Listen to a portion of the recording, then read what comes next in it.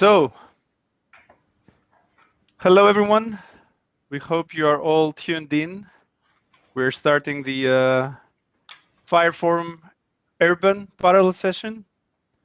This is Lefteris Mamai speaking. I'm the co-founder and director of Evenflow, and I'm very, very pleased to have today with me esteemed panelists and friends to discuss about both where the urban sector stands today from a sort of pure sector perspective, but also how Earth observation can address certain challenges that the sector is faced with, and how all this can eventually be fed into a strategic research and innovation agenda for Earth observation in the sector.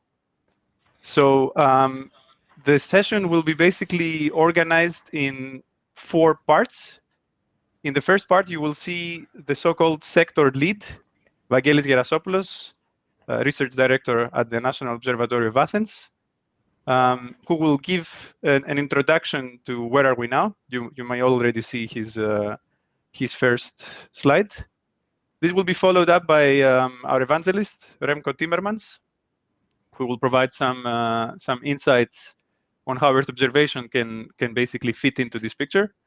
And then we will enter into a panel discussion, hopefully very stimulating, not just for us, but for all those who are participating in this discussion and listening in, which will be organized in 3 waves.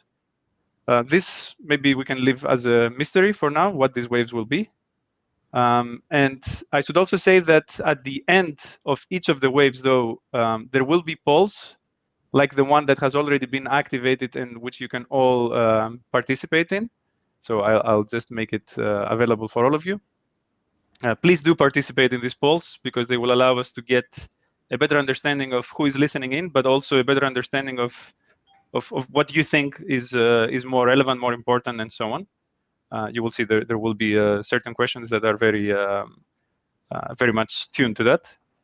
And finally, at the end of this whole exercise, we will move into the plenary, where rapporteur Jennifer Bailey from the Observatory as well will present and summarize what was discussed, plus will guide us through a very nice graphic recording that will animate the discussion. So, having basically set the tone and presented how this whole thing will flow, I pass on the floor to Evangelos, who will present over the next 12 minutes.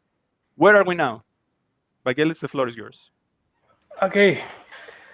Hello, everybody. Thank you, Lefteris, for your kind introduction.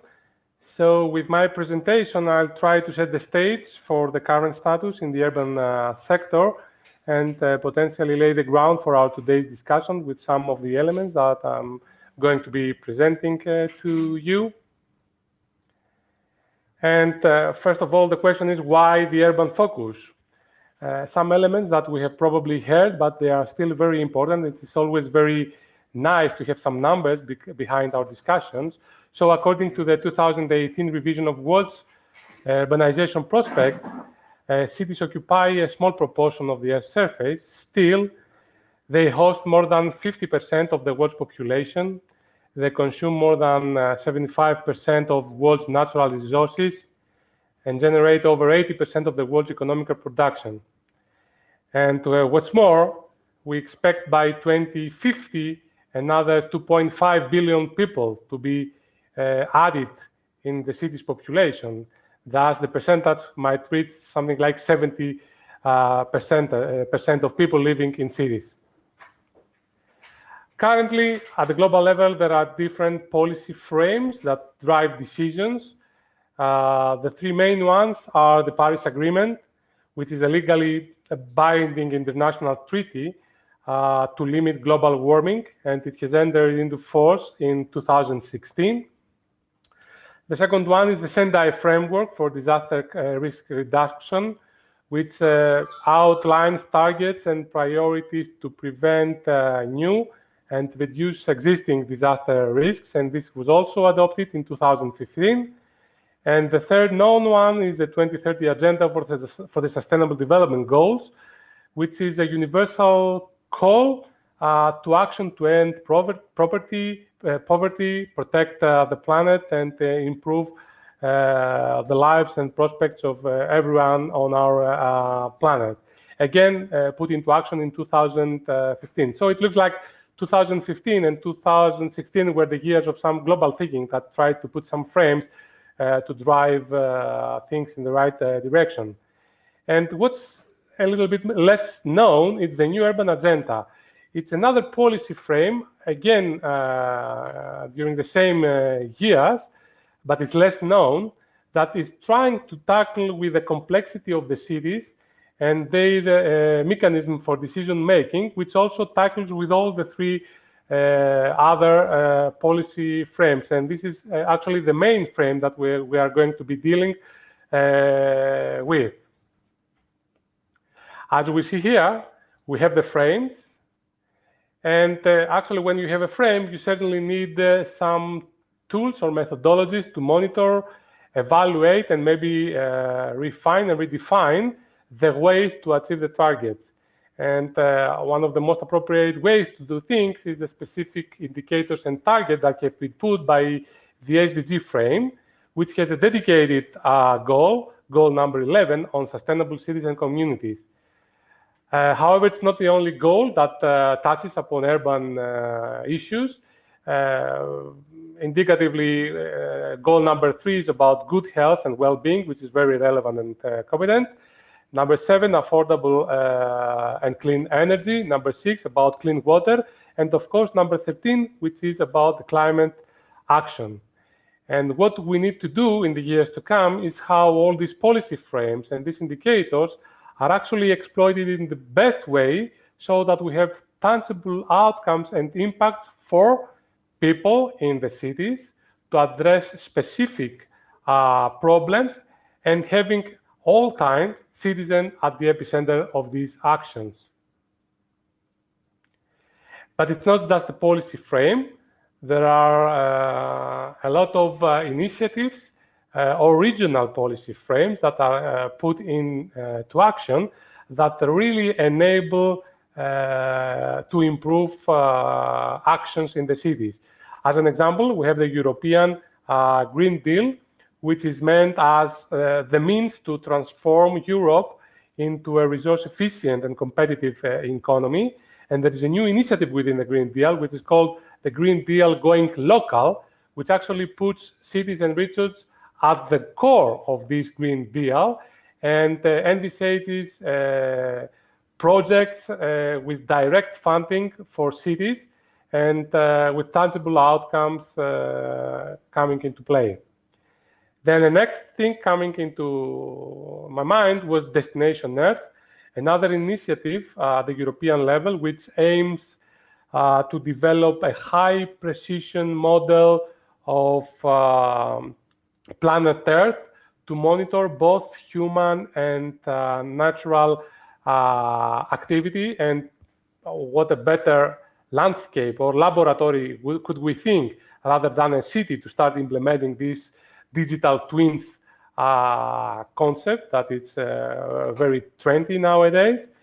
And then there are also other initiatives, alliances and networks that, like for example, the Carbon Neutral Cities Alliance, the Global Resilient Cities Network, C40 Cities, the iClay, that are really tackling with urban resilience and climate actions in cities and getting all this action closer to the really city stakeholders and decision makers. And this is a very important element in our route. So there are great many issues that the urban sector faces. This is just an indicative list of such, but it's not just the problems that the urban sector faces. It's also other fundamental elements that we need to have clarified. For example, what is the definition of a city? Because if we don't have a definition of a city, it's actually hard to implement the different strategies that we are aiming at. And during the last years, the UN Statistical Commission has endorsed a global definition of a city that has been produced by JRC. And it introduces a new methodology which is called the degree of urbanization, and actually it's based on open data, open satellite data and global geospatial data, which is very important, and actually sets the stage of how we should be thinking of a city with respect to the density, of the population with respect to centers of the city and computing zones and other parameters. Then another important element is the urban paradox, which is the fact that cities on one hand are where we have great economic growth, but at the same time where we face very important problems like crime, like traffic, like pollutions, and we have to put all these things in the same packet and try to figure out how to resolve them. And then also people.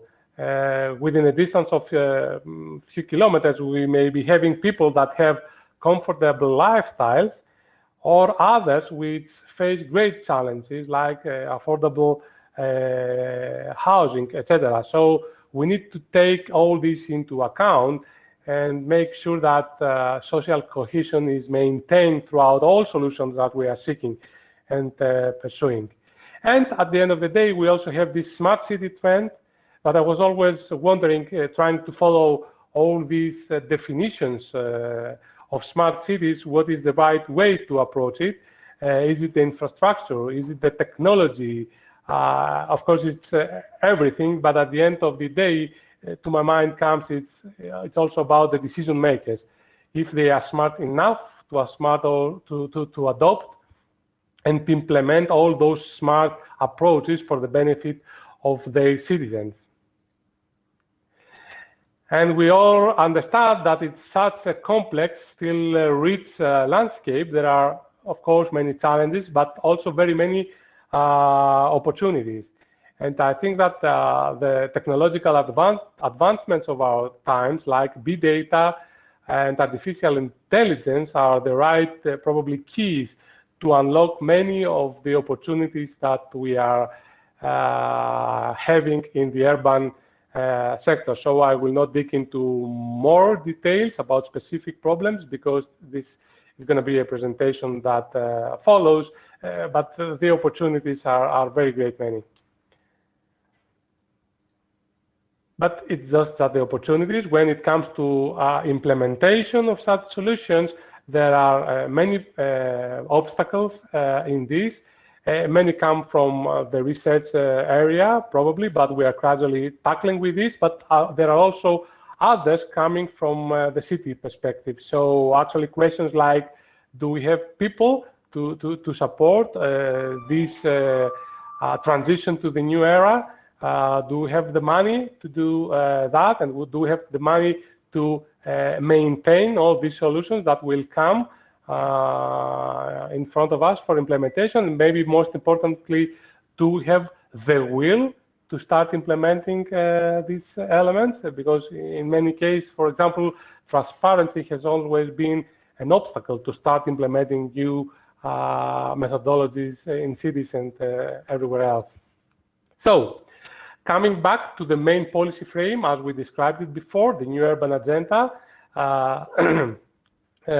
just for everybody to know, this was adopted by the UN Conference on Housing and Sustainable Urban Development back in 2016, and a few months later it was endorsed by the United Nations General Assembly.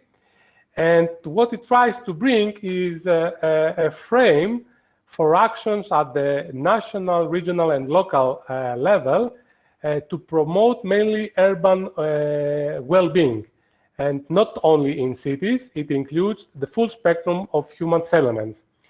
And it sets 5 main pillars, which actually can be considered as the trends for the years to come, like national urban policies, urban legislation and regulations, urban planning and design, local economy and municipal finance, and local implementation, very important. And many of those elements are already being implemented in different parts of the world, and it's part of our work to dig them out as best practices and share these good practices also with other cities. GEO, as the Group on Earth observation and intergovernmental organization that is trying to coordinate Earth observation, including satellite information and in situ information among data, among others, has grasped this trend that the urban agenda is rising very rapidly in the global scene. And though discussions about a new engagement priority in GEO started in 2016, we actually reactivated this discussion in 2019 and 2020, and GEO is now ready to endorse urban resilience as its fourth engagement priority, the other three being the Paris Agreement, the climate change action, the disaster risk reduction, and the sustainable development goals. This will be hopefully endorsed in November 2021 in the GEO plenary. And as soon as this happens, it will allow for the creation of an official frame for urban resilience in the Earth observation domain, where we will be able to concretize and existing activities to develop the new activities, actually listening to the needs coming directly from the cities, and create synergies between the existing engagement priorities in a way that they don't overlap, but actually they synergistically try to resolve issues that there is, at the end of the day, overlap. And by urban resilience, the Global Resilient Cities Network, they define it as the capacity of all city systems, businesses, institutions, communities, and of course individuals to survive, adapt, and grow no matter what chronic stresses and acute shocks they experience. And this is very important because we put urban resilience as the main keywords in the effort that we are doing in the GEO community. And through this effort that we are going to initiate in GEO, we envisage to assist in the implementation of the new urban agenda, which also foresees an assessment every 4 years, to figure out the ways to engage with cities and make them understand the value and usefulness of the different Earth observation-based tools that we are creating, and more important, to encourage new activities where the industry and the cities and all competent stakeholders are part of the play and help us co-design the solutions. So at the end of the day, and probably trying to reply to my first slide, which was why the urban focus, I suppose the urban focus is necessary because indeed cities are where most changes are happening, but also the place where most opportunities lie. So we really shouldn't lose this opportunity, and we should work seriously in this direction and probably make the impossible possible. So thank you very much for your attention, and thank you, Lefteris, for the floor. Thanks very much, Evangelos. Thank you for finishing that with this nice perspective, and also for bringing up so many interesting topics to discuss afterwards. I would now pass the floor to our first evangelist in the urban sector, Remco Timmermans. Sorry for any technical trouble, Remco, that you had in joining, but it's really a pleasure to have you with us today. And just to say that Remco is a true evangelist in the sense that he has been doing that for many years now, and we are very pleased to have him on board Fire Forum and the efforts we are doing here. So Remco will present to us a little bit more the Earth observation perspective and sort of add this ingredient also in the mix that we will then discuss over the let's say discussions in the different waves that we will have afterwards. So Remco, the floor is yours.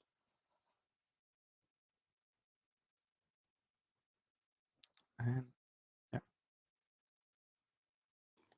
Yes, we can hear you well.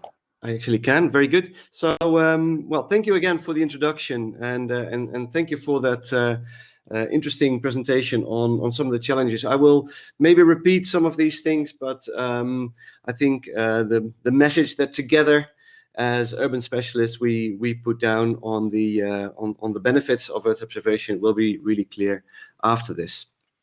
So let me go to full screen here.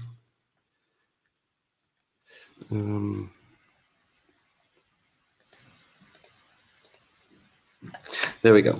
So Welcome, everyone. My name is Remco Timmermans. As Lefter just said, I'm the just freshly announced EO evangelist for the urban sector. And together with some of the people that are joining us today, I will do my best to help bring space data into the urban world.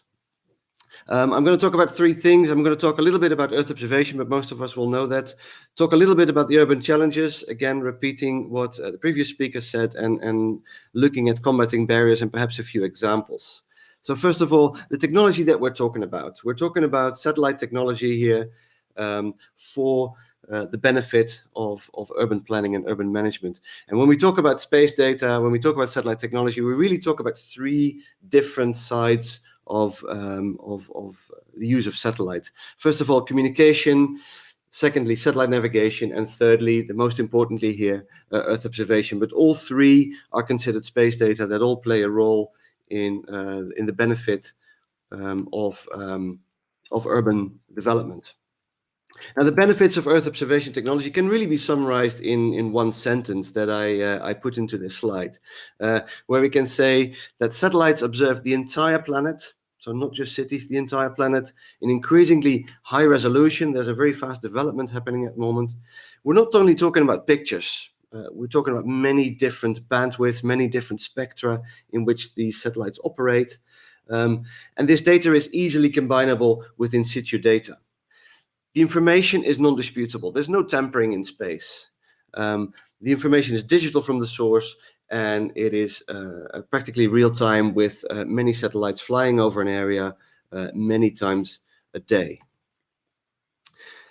Some of the challenges, again, repeating what the previous speaker said, that we can solve with space. And I really like the way that the United Nations is looking at this in the context of the Sustainable Development Goals. And the director of the United Nations Office for Outer Space Affairs has said that 65 out of the 169 targets, which is almost 40%, rely on geolocation and Earth observation. And that is a great example of the important role that space data plays in solving these issues. And if we look at some of the issues indicated by the United Nations under SDG 11, which is about cities, we can find many examples where this space data can help. Some areas, again, repeating what's been said, climate pressure, mitigation and adaptation to climate change in cities, air and water quality monitoring, flood risk assessment. We see the droughts in the west of America at the moment, which is typically something that can be monitored from space. Urban demographics, socio-economic measurements from space can be seen from space, and I have an example later on how that exactly can work. That's the least obvious one, in my opinion. The most obvious one is mapping urban land use, green areas. And another one that I think is less well known is the inspecting and monitoring of urban infrastructure down to the individual building and individual element level, for example, using radar data from space.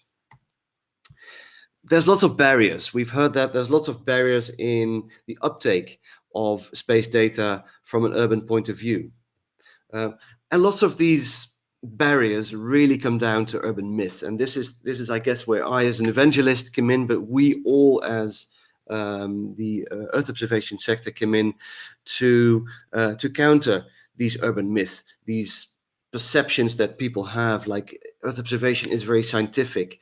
It's not suitable for small cities. It costs a lot of money. It doesn't work in the way in our traditional workflows. There's insufficient knowledge, and this very technicality of data is often something we have to combat. And this is something that was true probably 20 years ago, but nowadays data is presented in a much more user-friendly way. So the role for the Earth observation sector, for the people in this call right now, in my opinion, is really to take these barriers and translating them into needs, translating them into oven-ready solutions, if you like, for the challenges that the urban sector faces. And many of these things can be, as you can read yourself here, many of these perceptions can be turned into benefits and into real solutions that do meet the requirements of cities. Now, to close off, I have two examples that I personally like and that really indicate how Earth observation can help at the very detailed level that urban planners are often looking at. And a good example here, and don't get me wrong, there's thousands of examples, and I just picked out two very random ones. But one that I like particularly that indicates the level of detail that we're really looking at using space data is the National Tree Register. In this case, in the Netherlands, it exists in more places. But measuring green areas and the parks and trees in cities is something that has been going on for quite a while, but it's very labor intensive. You need people to look at these trees from the ground, do measurements and do mapping. Very labor intensive, very costly. From space, there are now algorithms like you can see here that do that. And this goes down to individual tree level. I'm very proud to see one of the trees that I planted in front of my previous house in 2006 that is now visible from space. And that, I think, is a great example of how this could work. Another example is measuring activity, people activity in a city, in this case bicycles, where people are encouraged to use an app, bicycle users to use an app that will guide them through a city using the best routes specifically for bicycles, but it also provides data back to the city in the sense that this data can be used to identify bottlenecks or to identify the routes that bicycles choose that are not always the same routes that the urban planners have in mind. So these are just two very simple but very telling examples of the value, the benefits that space data brings to cities. To close off, I will read this quote from Jan Gehl, a very well-known architect and urban visionary, who says that all the cities of the world are going to expand. We need to have a better understanding of what makes good urban habitat for Homo sapiens. We have an obligation to make the new places more livable, more sustainable, and more healthy. We have the tools, and now we know which tools he is really talking about. Thank you very much. Thank you very much, Remco. This is also very inspiring. And indeed, now we would like to discuss a little bit more from both sides. So the part of the tools that can make Homo sapiens now live in a better way inside cities, but also the true ways that cities operate, and also trying to bring things like, you know, big and high level policy agendas into the reality that actors and actually different types of actors at city level face. So here we have the pleasure of welcoming also Katrin Bruebach. Katrin is a global director of the Programs, Innovation and Impact for the Resilient Cities Network. So welcome, Katrin. It's really a pleasure to have you here. Thank you so much for having me. And I'm very happy also to invite Jennifer into the discussion. Jennifer is also working at the National Observatory of Athens, very much involved in urban activities and urban projects, both from, let's say, the Earth observation perspective, but also from understanding what the urban sector needs. So now, as I mentioned earlier, we will organize that in three waves. The first one, we will be talking a little bit more about trends. So we will be trying to understand where the sector stands now, which are the main mega trends, if you wish, that are shaping the sector. And as I mentioned in the earlier introduction, how this really translates into action on the ground. And in that regard, we heard already Evangelos discuss quite a lot about urban resilience and how this is even becoming a new priority under GEO and so on. But of course, this priority in itself is not coming from an Earth observation body. It's coming from the ground. It's coming from the cities. It's coming from the actors that are trying to make, the cities more livable and more functional. So here, I would like to invite Katrin to comment on how does urban resilience really set the agenda for cities, and how does this bring innovation into the picture? So thank you so much, and thank you so much for the really, really inspiring presentations. By the way, I learned a lot about Earth observation. I'm I'm an engineer by profession, so I was actually collecting data in cities on the ground, counting houses, streets, toilets. So I know that now most probably you can do this whole exercise much faster from space. So I guess the really, really important points have been mentioned in the sense of what we are thinking about working with cities in the context of urban resilience, and that is sustainable development, which guides everything. And I guess for a very long time, and we're talking about trends, and trends are short-term trends, long-term trends. We have been thinking about how do we need to build or reimagine cities for our kids, for our children, for our future, and what does that mean, and exactly how do we design and plan for cities that are sustainable and allow us to look into a prosperous future. And I think that remains more important than ever. But the connection to resilience and what we are talking about, and you heard the presentation we are using within the Resilient Cities Network, is about talking about the future and about sustainability and what our children's needs are really important. But then suddenly there's something happening which disrupts everything. And I think we all have been living in this reality for the last 1.5 years, or we continue to live in the reality when there's a lot of rain and it starts flooding, or when there's a drought and we actually don't have water. And we also see that not only in the developed world and in Europe, but we also see that more pronounced in developing countries. And I think what we are trying to do, and when we're talking about transits, we're not only talking about how to develop for the future, but also to make sure that we respond to sudden shocks and stresses.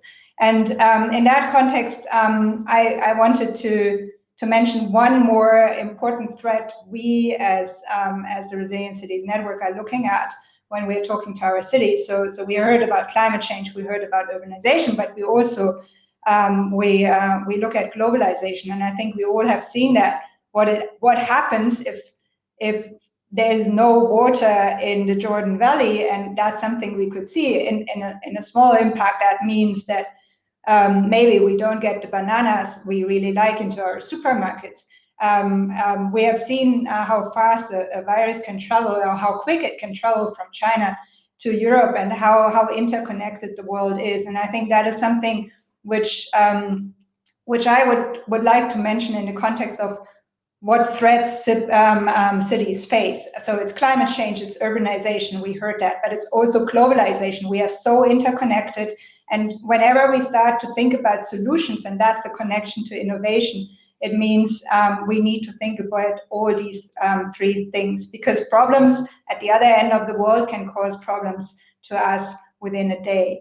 And looking at, like, I would really like us to also look at the global south, because at the end of the day, their cities are under so much pressure, because they are constantly facing this challenge that they have massively growing populations, if we look at the growth in Southeast Asia or in Africa, and that the urban systems these populations depend on were designed for far fewer people, and that cities cannot cope, so they don't have the capacity, they don't have the money, and every single day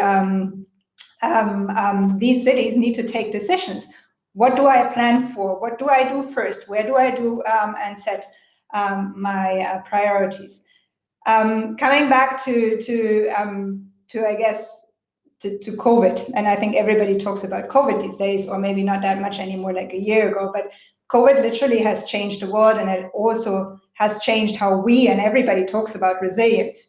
So it's if you look at the news, sustainability was the buzzword for the last 10 years. Then we had the financial crisis. Now we are having the pandemic, and literally it's about, everybody talks about resilience because everybody recognizes that he or she or a city or whoever needs to respond to this challenge. And that means that because COVID has disrupted cities, and that's what resilience is literally about. It's about disruption. It's something is happening, and suddenly a city is not able to function. And how can a city plan for not only a sustainable development, but also to respond to a disruption. And while cities are doing that, and this is where we need to move, I think, when it comes to urban planning, is how do we plan for certain shocks that may happen? That could be a flood, that could be a drought or another pandemic, while we at the same time recognize that we have underlying stresses like poverty, like insufficient housing, like lots of different parts. And how can we plan considering all these different aspects moving forward, and what role does data play in that? And I think when I have been thinking about Earth observation in the context of building urban resilience, it's always about getting better data to inform decisions. And in between the data and the decision piece is the planning piece. And the planning piece means also that I'm trying to develop solutions and projects and whatever is being required in a way that I'm multiplying the impacts and the benefits of a certain initiative, so that I'm starting to think about to not only have a project that addresses flood, but it addresses flood while at the same time it addresses the affordable housing crisis a city faces, or job security, or whatever. And I think COVID has shown us that resilience and in that context, resilient recovery will set the agenda for cities in the years to come, because we may go through the pandemic, but we have an economic crisis in front of us, and we have the whole planning for uncertainty. And I think that's another point which is really, really important, where Earth observation is an important part, is we plan for uncertainty. Usually, and I'm an engineer, we are planning backwards. We are learning from the past, and then we are taking what we learned from the past and apply it to the future. But that's not how it works anymore.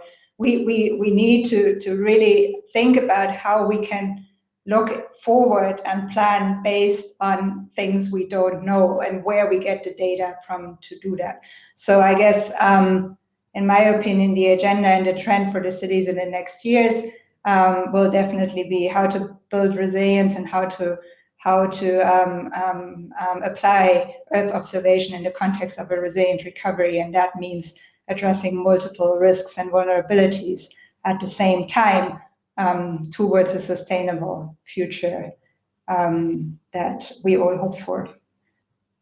Thanks, Katrin. No, this is definitely a very interesting, let's say, way to paint the current picture, and to paint it really from the perspective of how cities are organized. I will come back to the point you raised on supply chains, and maybe you can share a little bit the experience you have and the value that networks of cities have. I would leave that for the second wave of our discussion, if you don't mind, because this is more related in some sense to challenges. And then perhaps in order to complete the picture, because we're discussing now how resilience is conceived and works and operates, especially in the face of such a disastrous situation with the pandemic. But at the same time, if you wish, aims that were there before, and perhaps they have been painted a little bit more strongly when we were all seeing the things about wildlife reclaiming cities, or air quality improving vastly because nobody's moving around and things like that. But all these are perhaps showing a little bit a future that one might dream for. And this future typically, especially in the European context, is tied to carbon neutrality, where we want to become a carbon neutral continent by 2050. So here I would like to raise the question to Evangelos, but anyone else who wants to jump in is free to do so. What practices can you share? What type of actions can we consider that really bring us towards carbon neutrality, and if any of those have, let's say, a flavor of Earth observation in them as well? Okay, okay. Thank you, Leftheri, for the question.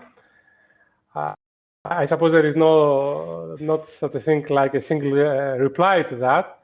However, I will probably use an example to try to follow your question. And this example probably will try to address how should we be bridging the gap between research, including Earth observation, and policy.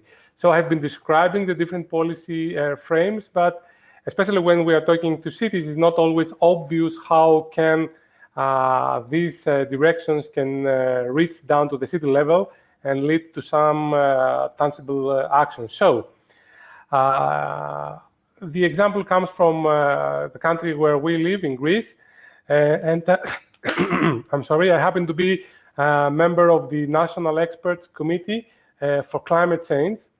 So in this capacity, I was able to track the development of the policy plan, which has actually targeted 3 specific elements: improving the building energy efficiency in the country, increase the number of electric cars by renewing the vehicles fleet, and increase the penetration of renewables, also in cities, like rooftop photovoltaics in the buildings.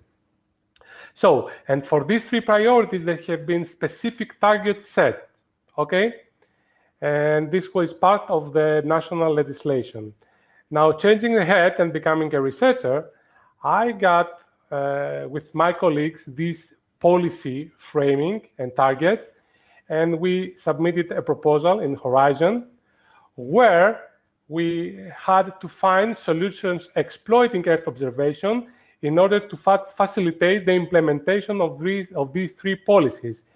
And indeed, next week, actually, we are kicking off a new Horizon project called IFL, where in our Athens pilot, we will be exploiting high-resolution Earth observation data to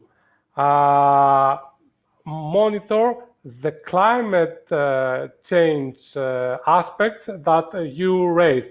How can we have activities that will really improve in these 3 domains that I mentioned, the footprint of the city? So how far can we exploit the roofs in terms of surface? How much energy can you produce? How can this incorporated in the power distribution system? Can you use this renewable energy to charge your electric car in a few years from now? Can you use this electric energy to feed the building needs? And what other elements can you do in the interventions, can you do in the building in order to increase in energy efficiency? And all these things that you are doing, how do they increase the greenhouse emissions from the urban web mitigation? And how does this improve, for example, air quality in the neighborhood? So these are the questions that we're facing with, and not just in theory, because we are going to be implementing this stuff in 3 big municipalities in Athens, and then we will try also to upscale it for the whole city. And this is going to happen in co-design mode with the regional authorities and in the city authorities. So with one pilot, we are bringing the high governmental policy mandate and directions with the city stakeholders, with the research and the citizen inside to co-design the solutions. And at the end of the day, we shall be bringing tangible decision support systems for those city stakeholders that need to take it and sustain it and to make the next steps. So I think this is a very good example of how we should be thinking. And so probably this should be driving also the next R&D era in European Commission, because yeah, bringing policy into concrete actions is probably the way through for us. Thanks, Evangelos, and thanks also for giving us an example of this multi-stakeholder cooperation paradigm. Of course, it's a very much worn, if you wish, buzzword. There's the whole triple helix, quadruple helix, and so on. But cities and the urban environment seems to be a prime area for this to really be put in action. I think at this point, the first wave of discussion around the trends is sort of concluded. I'm saying sort of because we will just, and all the audience participants might have seen it, we have just opened a poll, which is on which trend will save the future of urban planning. And there we kindly ask you to just choose one. And in the meantime, maybe I could ask Renko, and this could bridge us to the next discussion as well, because what Evangelos described is how policymakers, city authorities, researchers come together. But at the end of the day, you also need the industry to come in the picture, because if this is to be sustained in terms of operational provision, they need to be involved. And I'm wondering if you could share some thoughts on how can this really happen? How can industry help have smart, clean, healthy cities for the future? Sure. Sure, I can answer that. And to me, a big part of the answer is really simply about awareness. Awareness about the solutions that Earth observation and that space data can offer, but also awareness of the initiatives that already exist. There's a lot happening in this area. There's a lot happening already in the uptake of space data for city planning, yet it seems quite scattered. There's cities inventing solutions that have already been invented. There's a lot of reinventing wheels, if you like. And within the Earth observation area, there's a lot of preaching to the choir, reaching out to people who have already been reached. And that's where I see the role of the evangelist. I think that's the reason why the Fire Forum was created in the first place, is to help raise this awareness. And awareness is reached in different ways, and a very important task. And that's why I like the word evangelists, because evangelists are supposed to be good, and we still have to prove ourselves. We were announced an hour ago, so give us some time. But we're supposed to be able to take the language, if you like, of the Earth observation bubble, take the language of the urban bubble, and try to put a translation in place, try to bring the two closer together. So redefine the solutions that exist in terms of the words that urban planners are using and are looking for in their problems.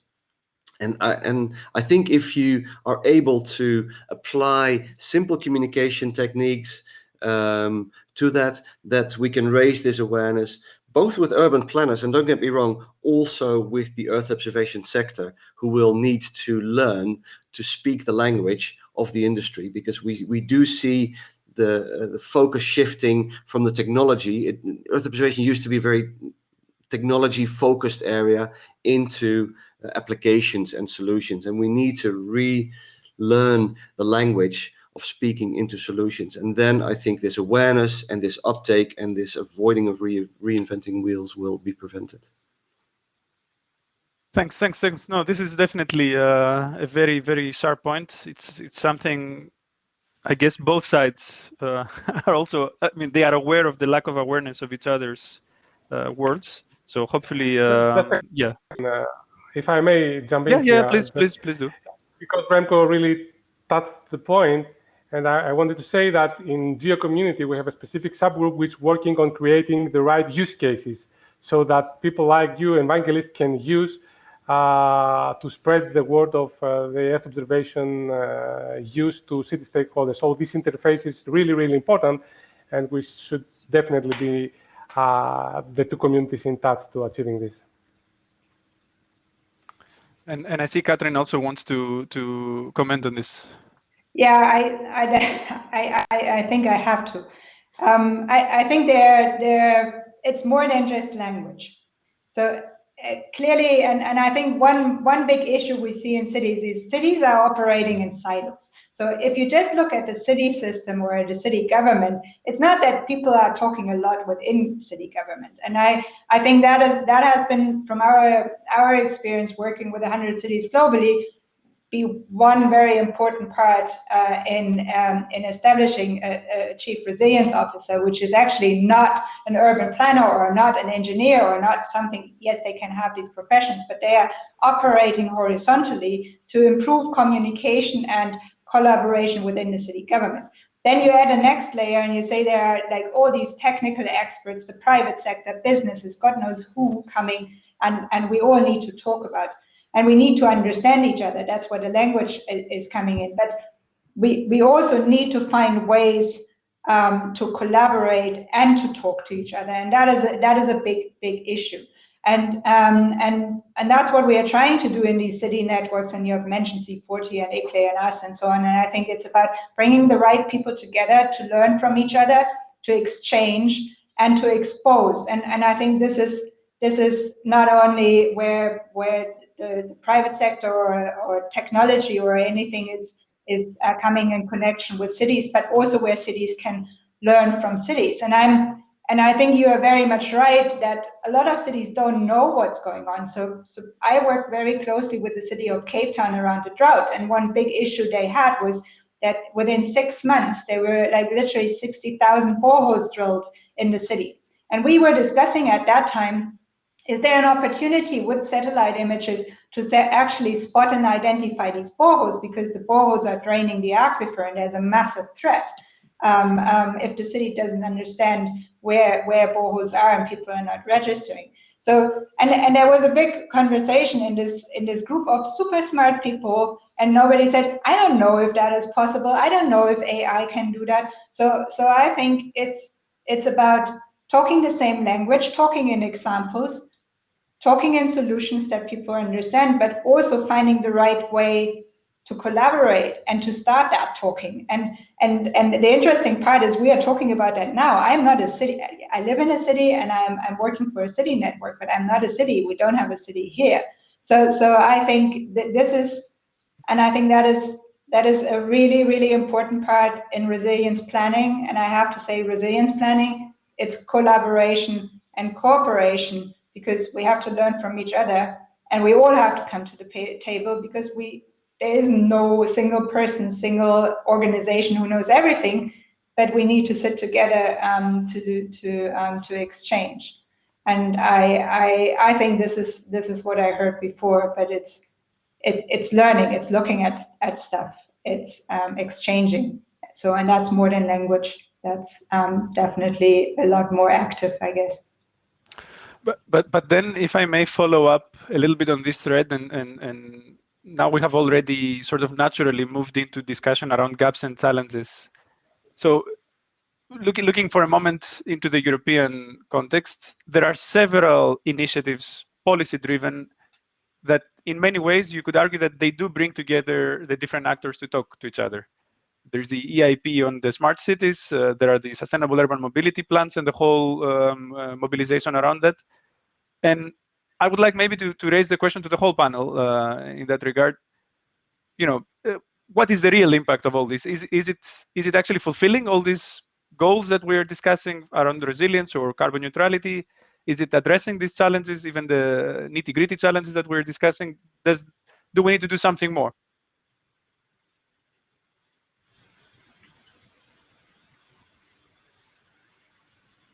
So maybe I can say something. I think everybody has a right and a place to be here, and I think I don't think that it would be right to say one is not doing the right thing. But the problem is that no matter who you talk to, they have an agenda. The EIB has an agenda. We have an agenda. You have an agenda. And the big question is, if we go in a conversation with cities, what is the agenda we are bringing in, and what do we want to sell, and what do we want to convince them?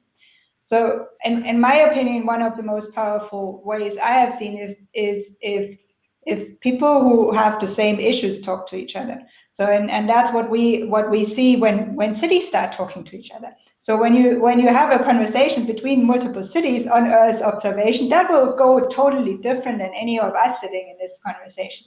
And the question is, how can we support that? It's not about experts telling people. It's about like you talking to a person who has the same issue that you have and who has maybe a solution you would like to try or you're interested in.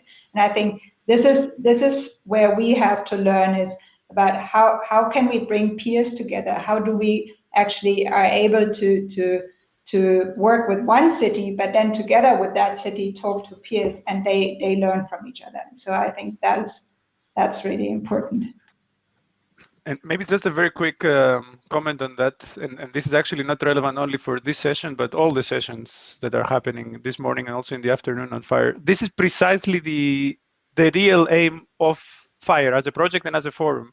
So the vision is to really bring together practitioners from the sector side to talk to each other, bring up their different challenges and so on and so forth, and of course, then bring in some experts who can guide them through what is actually possible with the different types of solutions.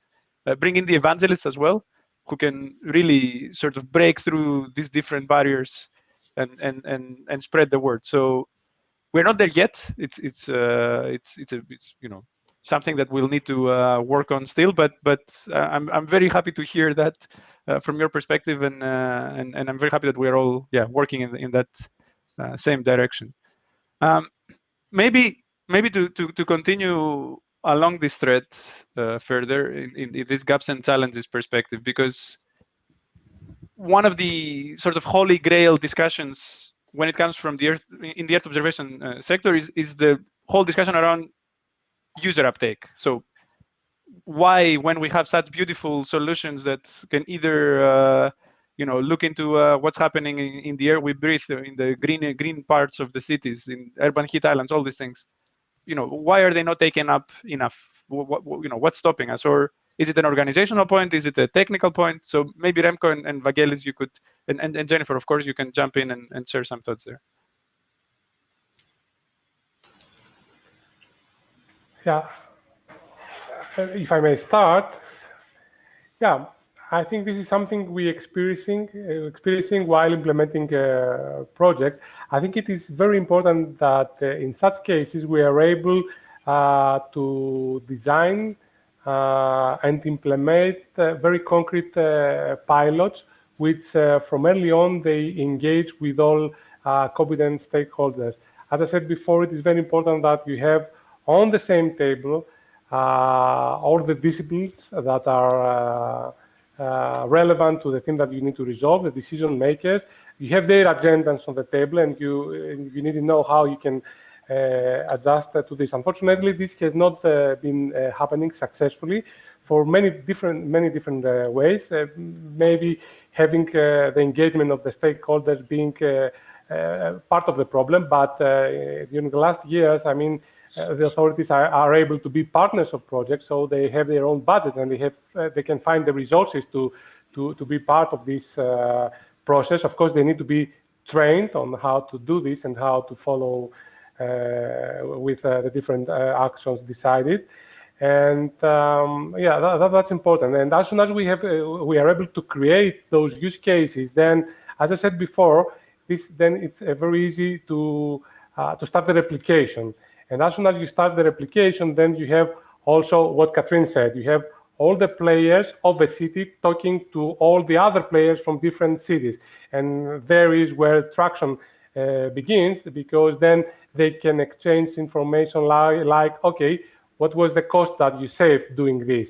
Have you already done this? How has been this appreciated by your citizens? Because at the end of the day, it's also about voting. And have you been able to do things that you weren't able to do before using Earth observation? So as soon as we initiate this discussion, I think we have made the first step for a snowball effect, because technology is out there, as Remco said. So this is the way probably out. Yeah. Yes, as I said, the technology is there, but the information may not always be there. And this is exactly what, well, I guess all of us have been saying, is these examples are super important. That's why I included them in my presentation. These examples are important, but these examples are not always obvious to find to the stakeholders.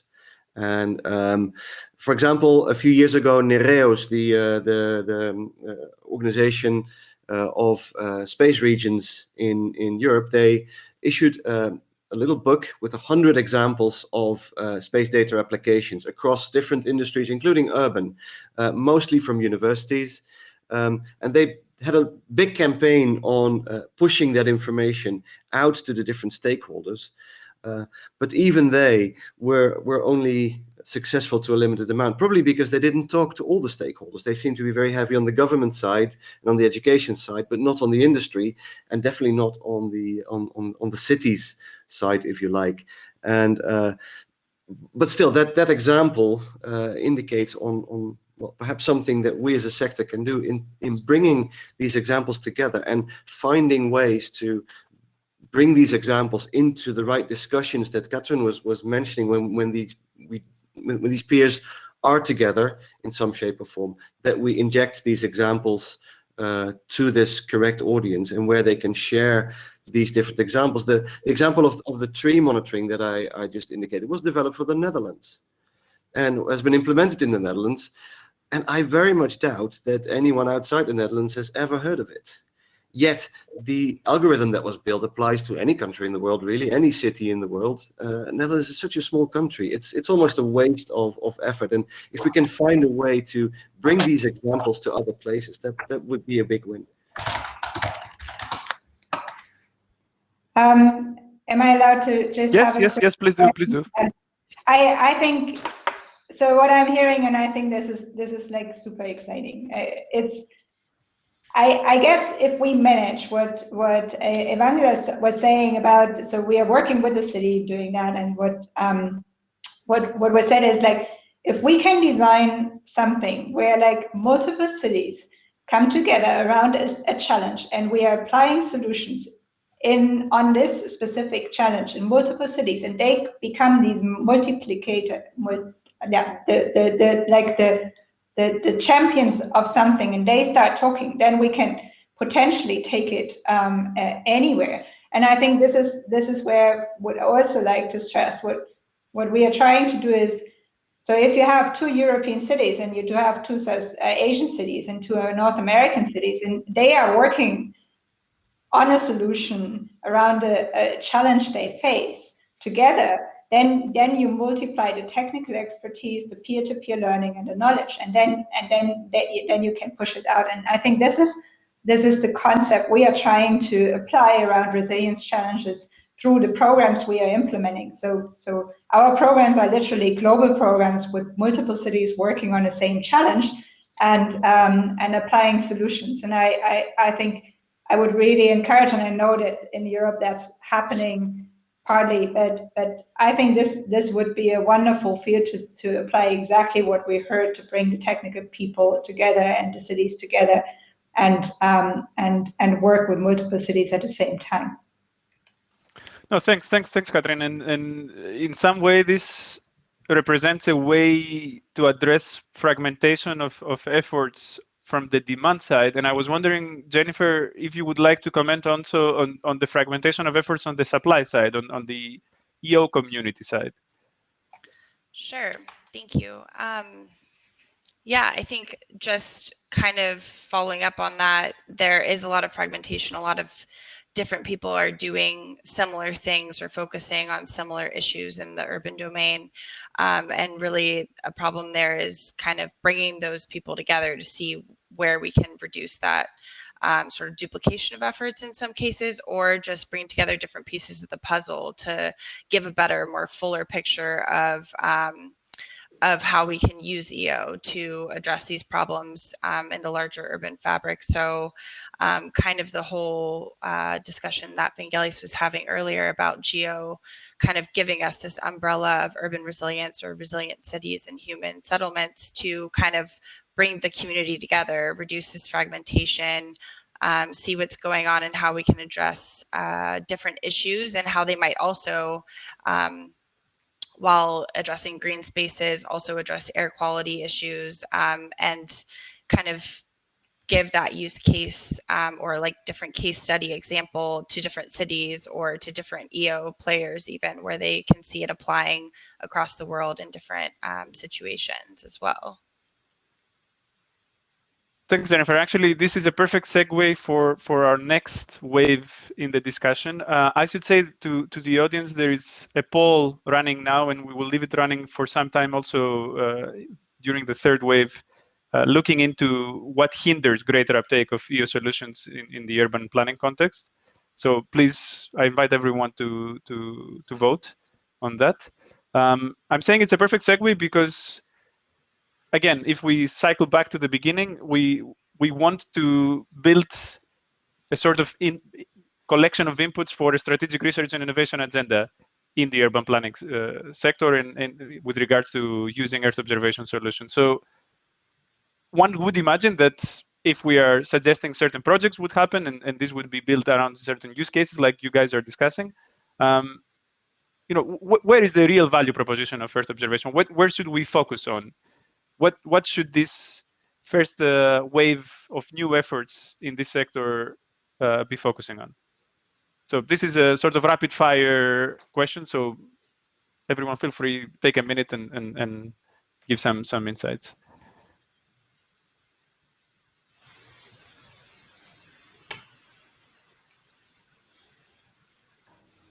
I think I can start, if I may.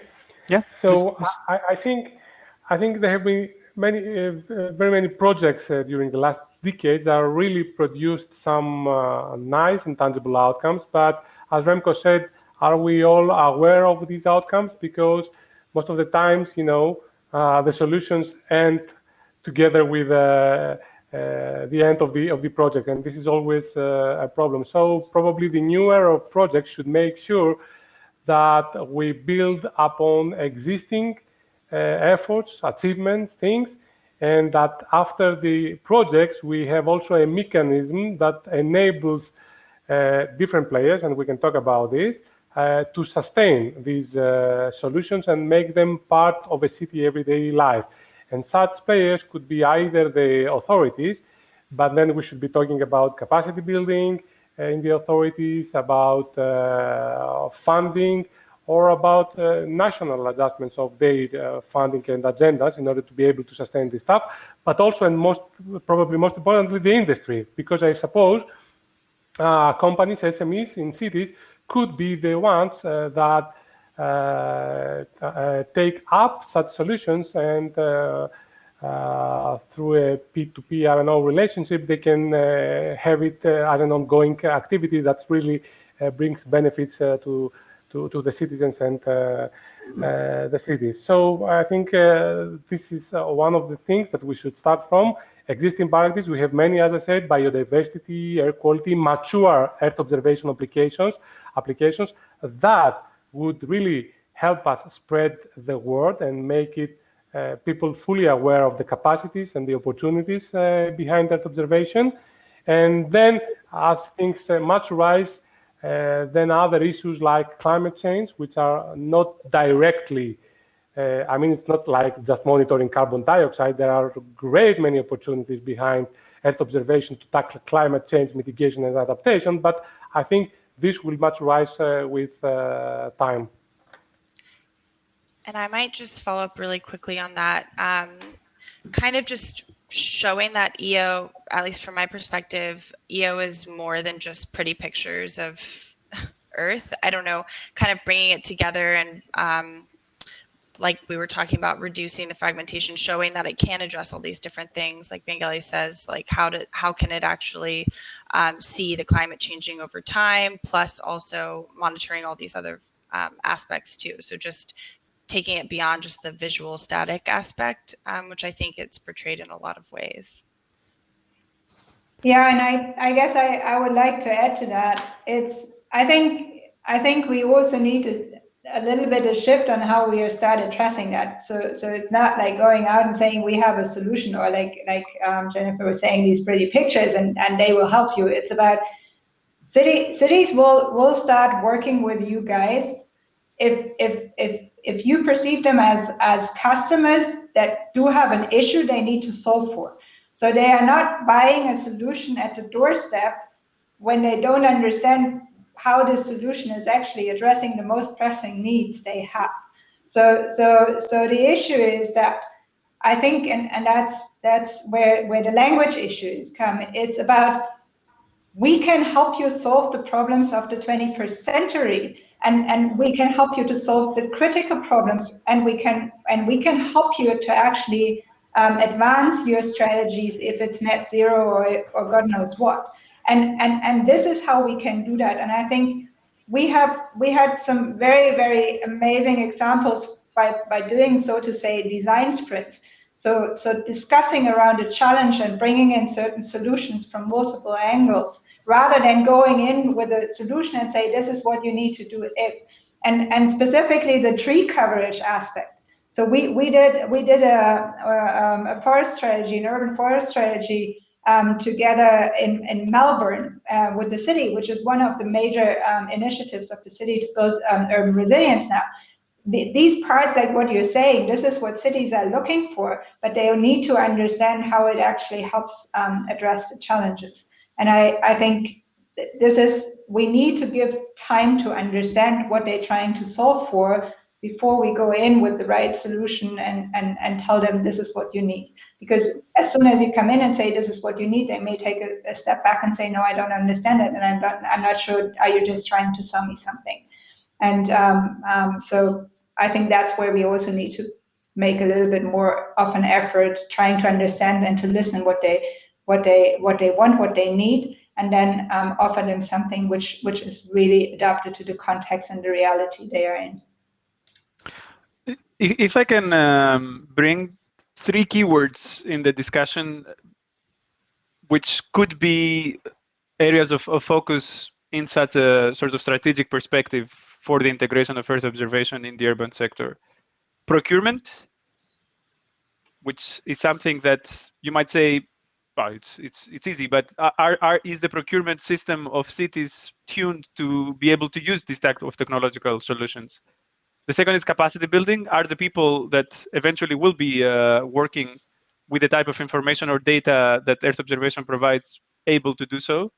So, and then funding, of course, who pays for all that, and how can cities themselves or countries or, I don't know, umbrella organizations or investment banks and so on bring the necessary funds to fuel the whole process? So it's an open question to the panelists. Yeah, I guess it's a good one, and this is exactly, and also the story that Katrin just told us.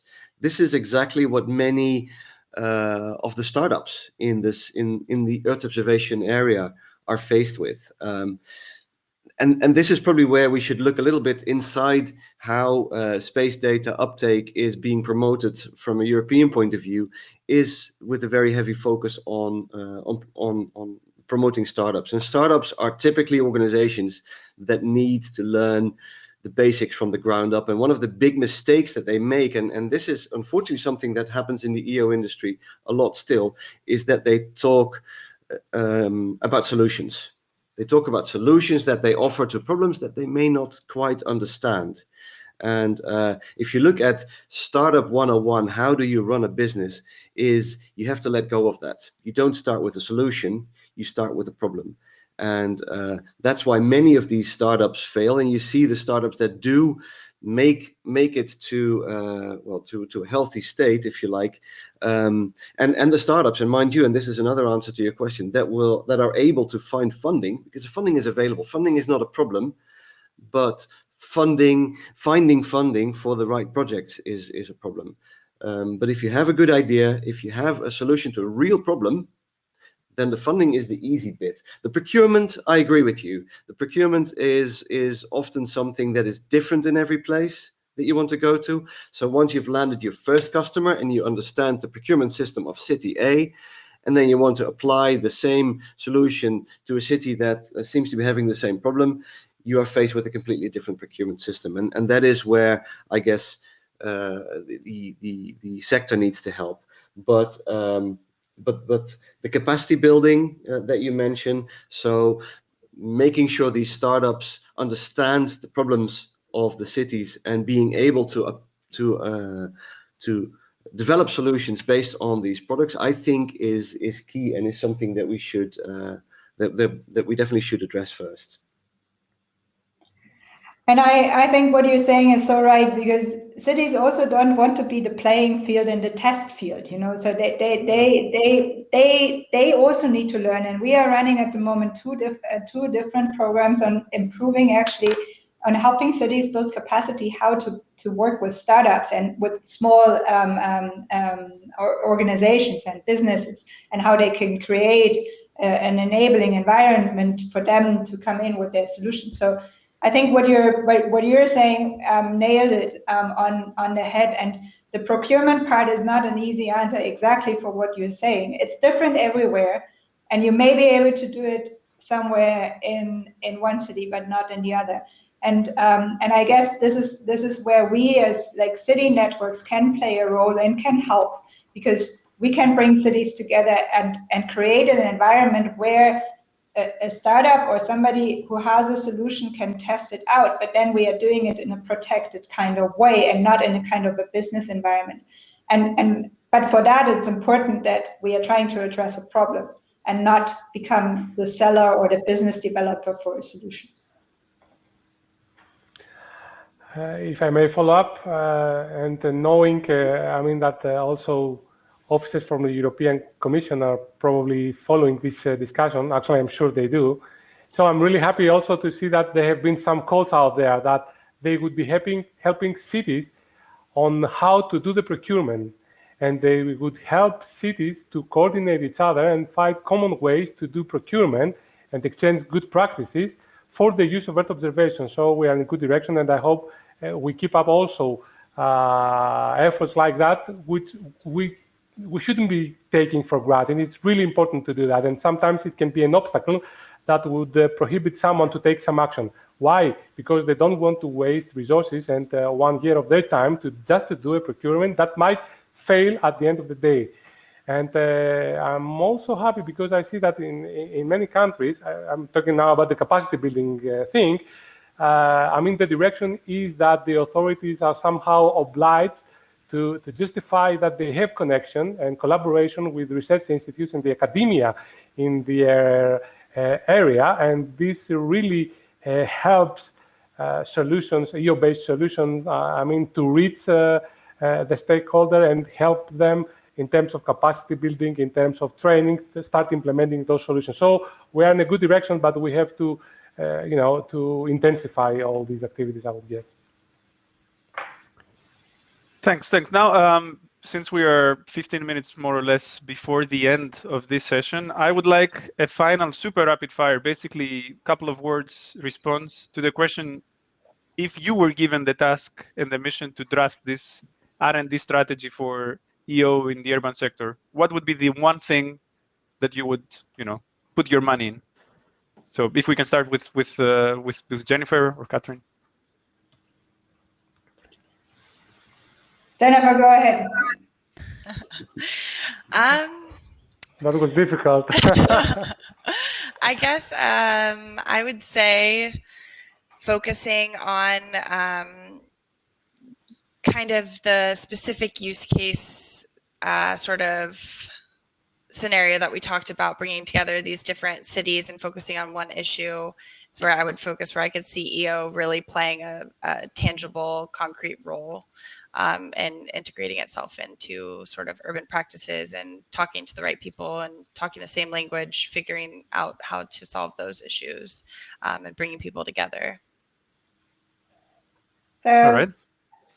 Let's say this is not my personal wish, just that you're aware. So I would really like to have Earth observation in data poor environments. So we are now talking Africa, we are now talking the developing countries, and what I think one of the most amazing products would be is finally understand where informal settlements are, how big they are, how many people are there, because most of our cities, because of the massive growth they are seeing, they have literally no idea how many people live in these high-risk environments and in these poor environments, and they don't know how to design their urban services to serve these people. And I have spent 4 years of my life counting households, counting houses, analyzing satellite images. To have something flying over all these massive cities like Cairo, like Nairobi, like Lagos, and doing this analysis and providing data on which we can finally start improving the lives for a lot of people, I think that would be absolutely amazing. All right. Remco, Vangeli, you want to pitch in? Sure, I'll start. There's 3 keywords that I picked up from this discussion and well, from previous work.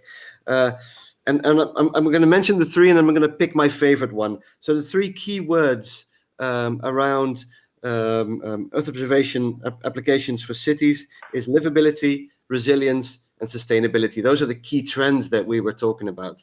And my favorite in this one, and that relates to my role as an evangelist, is livability, because livability is the one that is best understood by citizens.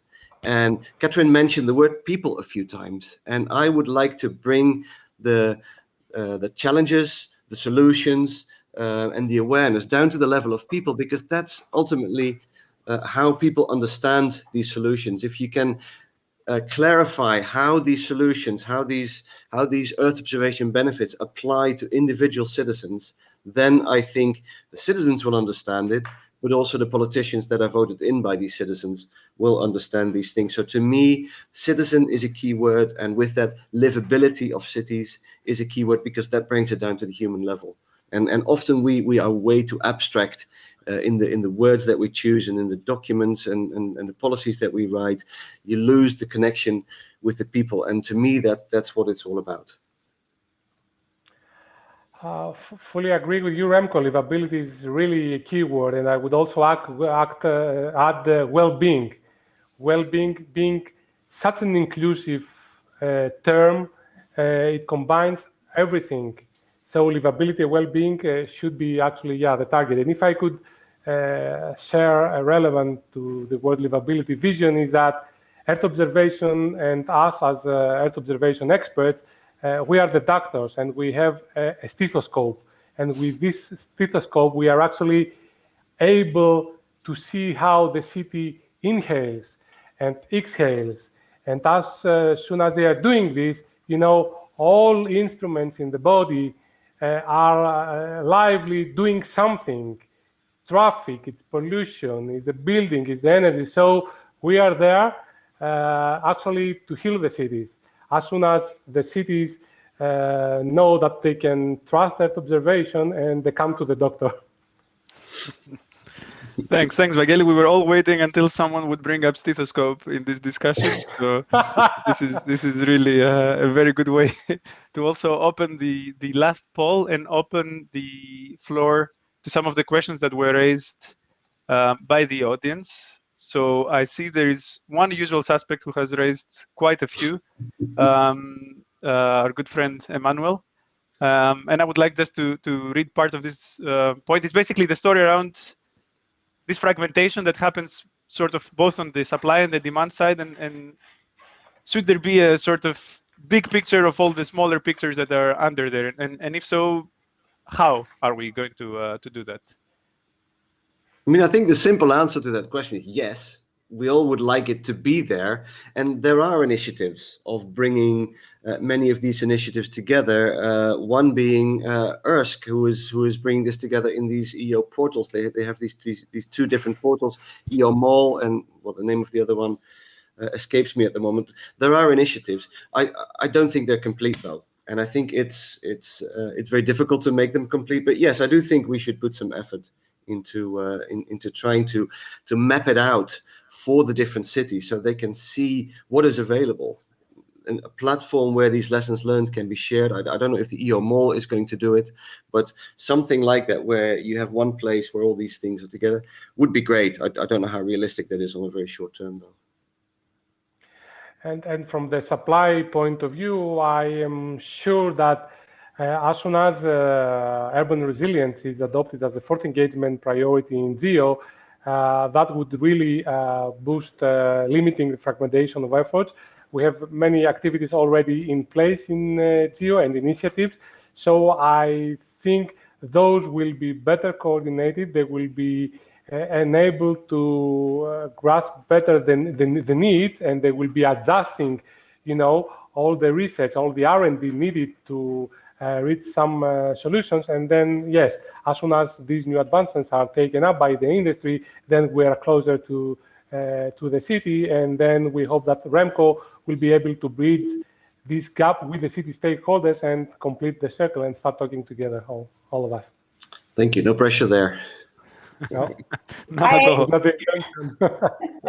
I would like to, like, looking at the questions, there's something that is popping up, and I think this is the word of my life. It's about smart cities, smart people, and so on. And I think what's really important for me is that smart is not the solution to everything. Neither is technology, neither is digitalization or whatever. Yes, these are the ways forward. That's what we see. This is what we need to utilize to find solutions. But I think we also need to be nimble in a certain way and just acknowledge that there will be another challenge. We are constantly facing challenges which we need to address, and neither technology or smart or Earth observation will be the panacea to all the problems we have. But what is really, really important, that these are tools, and there are a lot of approaches out there that can help cities better understanding their risks and vulnerabilities. And that's what they need to understand to actually build this livability, to create an equitable and a sustainable environment for the people who live in cities. And that is the first step, understanding what are the issues I'm facing. And cities are learning every single day, as we are, and our job, like all of our jobs, is to find more and better ways to partner and help cities to build better ways, and to partner and to develop initiatives. And these initiatives that we are building with all these technologies we have at hand, and the ones we are going to develop in future, they need to address long-term social and economic benefits that the cities need to have, because only if that is happening, we are going to have livable cities. Because if we are destroying this planet beforehand, nobody is going to live anywhere. And we need to recognize that we need to work together, and that we need to talk to each other. And maybe as a final, this was beautiful, by the way. Thanks a lot, Katrin. This could have been the best way to actually close the session, but I just want one more element, because I see that people are bringing this up, and indeed we didn't touch upon it enough. Citizens. So how do citizens actually get involved in this whole endeavor?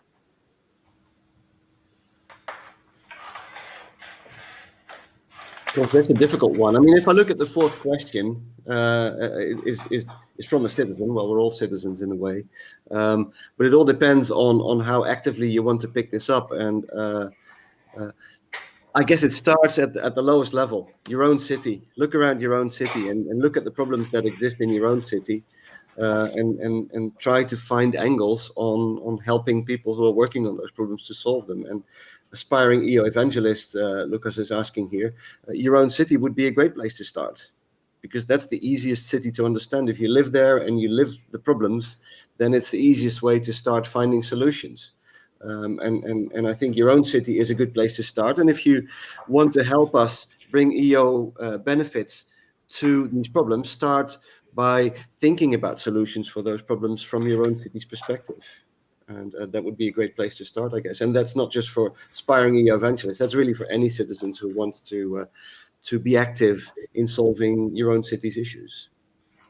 And we do have citizen science, and we saw this wonderful example earlier about the bike lanes. Means switch on your phone, provide the data other people need to actually inform decision making. And I know that there is a lot of balance between, am I monitored out of space what I'm doing and where I'm now going with my bike? But at the end of the day, all of us are producing data every single day. And if we allow these data to inform decision making and using all these wonderful technologies we heard about, we are contributing to the solutions of the future every single minute, every single second, most probably. Yeah, and that has other more significant, even more significant dimensions. For example, when a citizen is part of a solution, then probably he would be more willing to learn more about the issue tackled, or to change his lifestyle towards more, I don't know, environmental friendly way, or even he could be more convinced and powered to exerting pressure to its own governance to go to a specific direction. So I see many benefits from engaging with citizens and make them part of the solution and the co-design of any solution. And I think it's also kind of a snowball effect, like we mentioned earlier, where once you realize, okay, there is this app that can track air quality or can track this one thing and I can help the city in this way, you start to see everything in a different light, and it just turns from one citizen science initiative to another. So it's kind of, once you get your foot in that door of getting involved, and either whether it's data related or just kind of spreading the word like an evangelist, you kind of just, doors start opening and you see all these other initiatives going on, and you can really kind of like turn your whole perspective towards that. Thanks, Jennifer. And I think this really sort of brings the challenge that we are faced with in FIRE. We need to now bring all these very interesting and sharp points that all of you have shared in this discussion, blended in together with the focus groups that have been operating over the past months, and try to to make meaningful suggestions of how Earth observation could be integrated into the city context, and how eventually this citizen or citizen authorities or country level challenges can be addressed. So with this, I would like to thank all of you. It was really a great discussion. I would like also to thank our audience for providing all these questions and raising all these points, and also, of course, for filling in the polls. I should say that the summary of what we have discussed will be presented by Jennifer in the plenary session. So if you're interested in that, please tune in. And then otherwise, I wish you all a nice afternoon. So this concludes this session. Thank you very much. Thank you. Good night. Thank you. Bye-bye. Thank you. Bye. Bye-bye. Thank you.